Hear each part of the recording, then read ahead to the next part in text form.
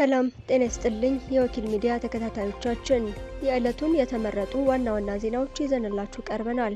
እስከ መጨረሻው አብራችሁን ቆዩ። በሚሊዮን ገንዘብ ጉቦ በተቀበለ አቃቤ ሕግና ግብረ አበሮቹ ላይ ከባድ የወንጀል ክስ ቀረበ።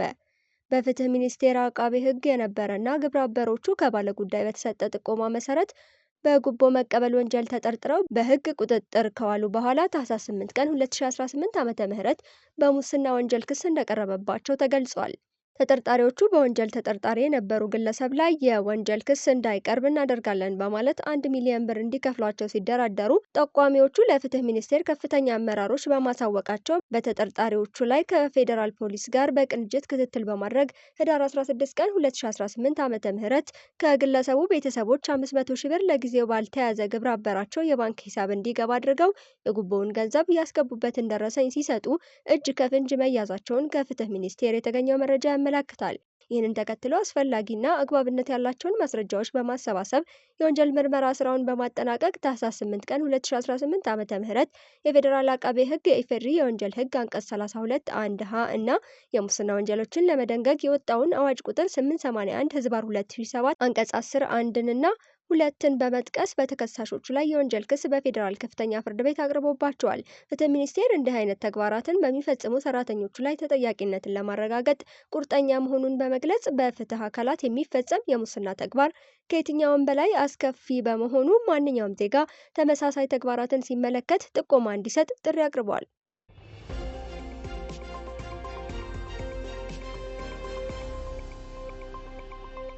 ግዙፉ የውጭ ባንክ በኢትዮጵያ የባንክ ዘርፍ ሊሰማራ መሆኑ ተሰማ። በአፍሪካ ግንባር ቀደም ከሆኑ የፋይናንስ ተቋማት አንዱ የሆነው ዜኒት ባንክ በኢትዮጵያ አዲስ በተከፈተው የባንክና የፋይናንስ ዘርፍ ላይ ኢንቨስት ለማድረግ ያለውን ከፍተኛ ፍላጎት ገልጿል። የዜኒት ባንክ የዓለም አቀፍ ገበያ መስፋፋት የቡድን ኃላፊ ኦሉካዮዴ አኪምቢኑ ባንካቸው በኢትዮጵያ በከፍተኛ ፍጥነት እያደገ ባለው ኢኮኖሚና በተደረጉት የዘርፍ ማሻሻያዎች መሳቡን ገልጸዋል። በዚህም ዋና መስሪያ ቤቱን በሌጎስ ናይጄሪያ ያደረገው ባንኩ በተለይም በዲጂታል የፋይናንስ መፍትሄዎችና በመንግስት የሚመሩ ትላልቅ ፕሮጀክቶችን በገንዘብ በመደገፍ ረገድ ያለውን እድል እያጠና መሆኑን ተናግረዋል። የኢትዮጵያ ኢንቨስትመንት ኮሚሽን ምክትል ኮሚሽነር አቶ ዝናቡ ይርጋ በበኩላቸው ከባንኩ ተወካዮች ጋር በነበራቸው ውይይት ኢትዮጵያ ግዙፍና ታማኝ የሆኑ ዓለም አቀፍ ተቋማትን ለመቀበል ዝግጁ መሆኗን ገልጸዋል። ኢትዮጵያ ከሰሃራ በታች ባሉ የአፍሪካ ሀገራት ውስጥ በኢኮኖሚ ጥንካሬዋ 3ኛ ደረጃ ላይ መገኘቷና እየተገነቡ ያሉ ትላልቅ የመሰረተ ልማት ፕሮጀክቶች ለፋይናንስ ዘርፉ ምቹ ሁኔታ መፍጠራቸውንም ምክትል ኮሚሽነሩ አብራርተዋል። ዜኒት ባንክ በአሁኑ ወቅት በኮርፖሬት በችርቻሮና በዲጂታል ባንክ አገልግሎቶች የሚታወቅ ሲሆን ወደ ኢትዮጵያ መግባቱም የሀገሪቱ የፋይናንስ ስነ ምህዳር ለማጠናከርና የካፒታል አቅምን ለማሳደግ ትልቅ ሚና ይኖረዋል ተብሎ ይጠበቃል።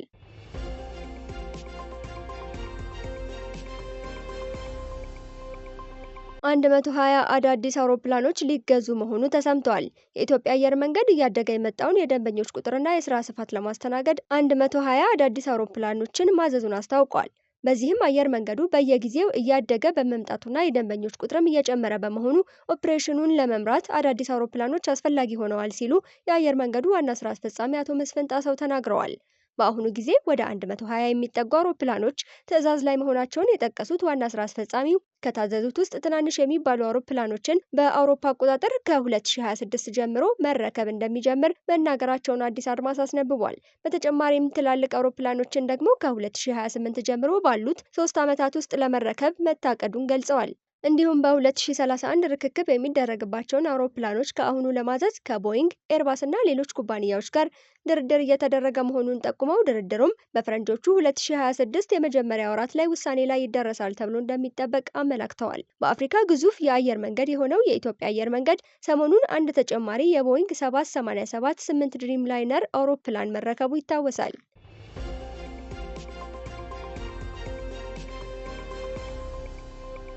ቶዮታ የራቫ4 ሞዴል 6ኛ ትውልድ ምርቱን በይፋ አስተዋወቀ። የዓለማችን ግዙፍ የመኪና አምራች የሆነው ቶዮታ ኩባንያ በዓለም አቀፍ ደረጃ ከፍተኛ ተወዳጅነት ያለውን የራቭ4 ሞዴል 6ኛ ትውልድ ምርቱን በይፋ አስተዋውቋል። ኩባንያው ምርቱን ያስተዋወቀው ዛሬ ታህሳስ 9 ቀን 2018 ዓ.ም በጃፓን ሲሆን አዲሱ ምርት ላይፍ ኢዝ አን አድቬንቸር በሚል መሪ ቃል ቀርቧል።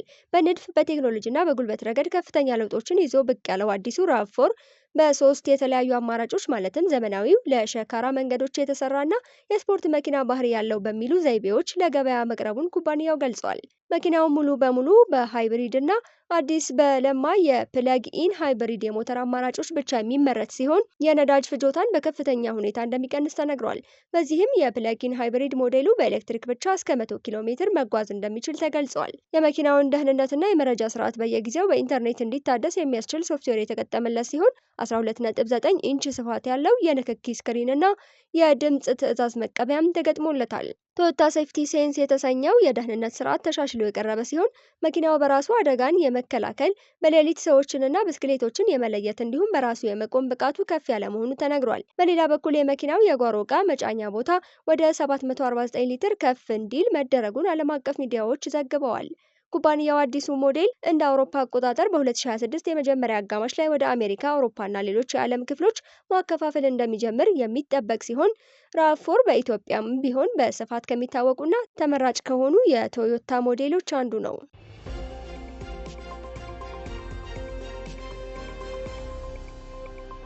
የጋምቤላ ከተማ የፖሊስ አዛዥ መገደልና እየተባባሰ ያለው የክልሉ አለመረጋጋት ባለፉት ተከታታይ ቀናት በጋምቤላ ክልል በተፈጸሙ ጥቃቶች የጋምቤላ ከተማ የፖሊስ አዛዥን ጨምሮ ሌሎች ሰዎች መገደላቸው የክልሉ ከፍተኛ ባለስልጣናት ተናግረዋል። ካለፉት ሳምንታት ወዲህ በዋና ከተማዋ ጋምቤላና በክልሉ የተለያዩ አካባቢዎች ውስጥ በሚፈጸሙ ጥሰቶች የተነሳ አለመረጋጋት መፈጠሩን ነዋሪዎች ገልጸዋል። የክልሉ ባለስልጣናትም ሆኑ ነዋሪዎች ማንነታቸውን በውል ያልገለጿቸው ታጣቂዎች በፈጸሟቸው ጥቃቶች የጸጥታ አባላትና ሰላማዊ ሰዎች መገደላቸውን እንዲሁም የነዋሪዎች የዕለት ከዕለት መደበኛ እንቅስቃሴ መስተጓጎሉን ቢቢሲ ያነጋገራቸው ነዋሪዎች ገልጸዋል።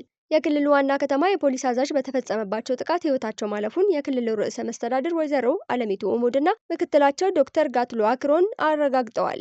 ይህንንም ተከትሎ በጋምቤላ ክልል ጋምቤላ ከተማ ረቡዕ ታኅሳስ 8 2018 ዓ.ም ከረፋድ ጀምሮ ተኩስ ይሰማ እንደነበር ነዋሪዎች ምስክርነታቸውን ሰጥተዋል።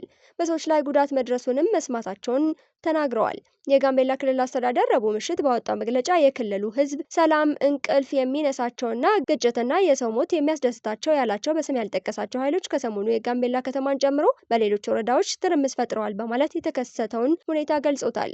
ጨምሮም ከነዚህ ኃይሎች ሰዎችን በመግደል ተሽከርካሪዎች ላይ ጥቃት በማድረስና ሕይወት እንዲጠፋ በማድረግ የጸጥታ አካላትንና አመራርን ኢላማ በማድረግ የተለያዩ ሙከራዎችን ማድረጋቸውን ገልጿል። መግለጫው የከተማ ፖሊስ አዛዥን ግድያ ባይጠቅስም የጸጥታ አካላትና አመራር በማለት በፖሊሶችና በአዛዡ ላይ የተፈጸመውን ግድያ አመልክቷል።